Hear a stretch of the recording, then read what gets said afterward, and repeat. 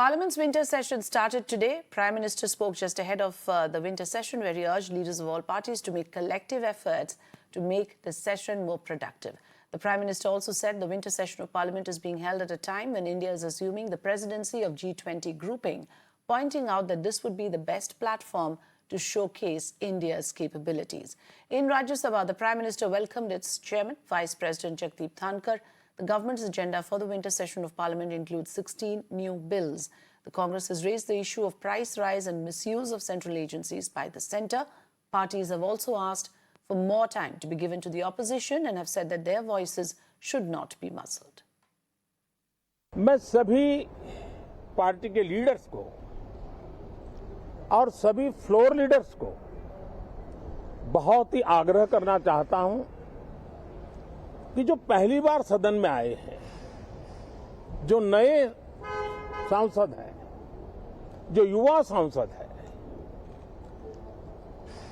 उनके उज्जवल भविष्य के लिए और लोकतंत्र की भावी पीढ़ी को तैयार करने के लिए हम ज्यादा से ज्यादा अवसर उन सबको दें, चर्चाओं में उनका भागीदारी बढ़े। मैं समझता हूं कि सभी फ्लोर लीडर, सभी पार्टी लीडर्स हमारे इन सांसदों की वेदना को समझेंगे,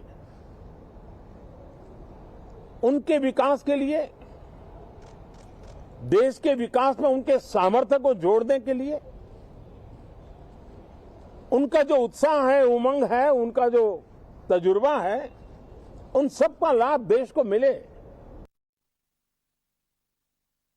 सर, विपक्ष के लिए सदन में कोई कन्वेंशन होते हैं, कोई प्रेसिडेंट्स होते हैं, कोई सुविधा की बंदोबस्त रहते हैं। सर, आपने सर इतने सालों से चलते आए जो हमारा परंपरा है, सर, ये परंपरा को खत्म करते हुए सारे स्टैंडिंग कमेटी विपक्ष से छीन लिए हैं अपने, और फिर यहाँ एक भारत, एक विश्व, एक परिवार की बात हमें सुनाया जा रहा है। मैं दूंगा आपको हमें आईटी, जानता हूं मुझे क्या हमारे आईटी ले लिया गया, आपको ले लिया गया, सुदीप बाबू से सर स्टैंडिंग कमेटी चेयरमैन छीन लिया गया। क्या, क्यों ऐसा हो रहा है सर? सर, ये परंपरा है। आप सुनेंगे बात, आप कहेंगे कि आप सुनेंगे बात, सर, आप कहेंगे कि हाँ आप कर सकते, आप बहुत कुछ कर सकते, लेकिन कन्वेंशन ये हमारा परंपरा है। सर, परंपरा के दौरान विपक्ष को जो सुविधा मिलना चाहिए, जो अधिकार मिलना चाहिए, वो परंपरा को खत्म कर रहे हैं सर आप। और अपनी ओर से मैं राज्यसभा के सभापति के रूप में आपका अभिनंदन करता हूं। देश के दूसरे सबसे बड़े संवैधानिक पद उपराष्ट्रपति की जिम्मेदारी आपने 11 अगस्त 2022 को संभाल ली थी। अपर हाउस में सभापति के रूप में आपके स्वागत का मौका हमें आज मिला है। हमारी संसदीय प्रणाली में राज्यसभा को चेंबर ऑफ आइडियाज या विचारों का सदन कहा जाता है। ये परमानेंट हाउस है और राज्यों का प्रतिनिधित्व करता है।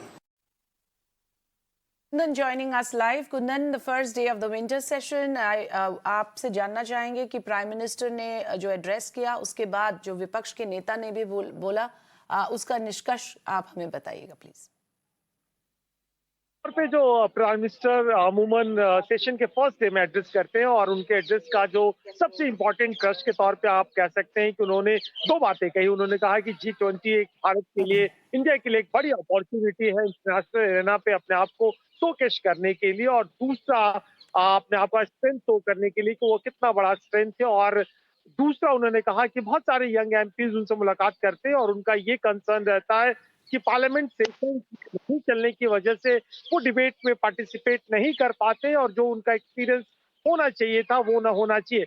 इसी को लेकर पीएम ने अर्ज किया तमाम पॉलिटिकल पार्टीज और फ्लोर लीडर से कि कम से कम पार्लियामेंट की फंक्शनिंग को होने दे, जिससे डिस्टर्ब ना हो सके। वही अपोजिशन के तौर पर लगातार कहा गया कि जो कंसर्न है, जो उनके मुद्दे हैं, जो उनको लगता है कि पब्लिक कंसर्न के इशू है, जिसमें बेरोजगारी, price rise, pharma issues, MSP के इश्यूज है, नई कई बिल है, जिसको कहा गया कि इस बिल्स पे और डेलिब्रेशंस के लिए स्टैंडिंग कमेटी को भेजा जाना चाहिए।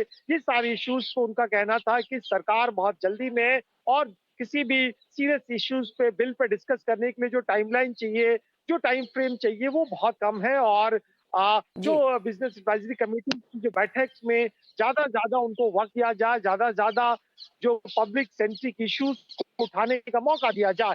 तो कुल मिला के हालांकि पार्लियामेंट में आज सुबह कम से कम 15 लोग जो पीछे पूर्व सांसद थे रनिंग, जिसमें मुलायम सिंह यादव जो सिटिंग एमपी थे मैनपुरी से, उनके डेथ की ऑबिचुरी भी की गई और इसके बाद राज्यसभा में 2 बिल भी टेबल किए गए, जिसमें मल्टी स्टेट कोऑपरेटिव बिल और दूसरा वाइल्ड लाइफ प्रोटेक्शन एक्ट जो अमेंडमेंट है 2 बिल भी किया गया। तो मुझे लगता है कि इस पर बिल पर डिबेट चल रहा।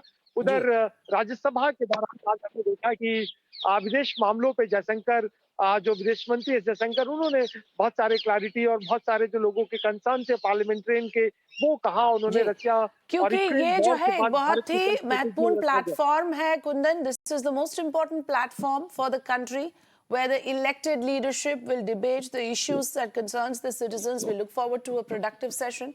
Thanks very much for joining us.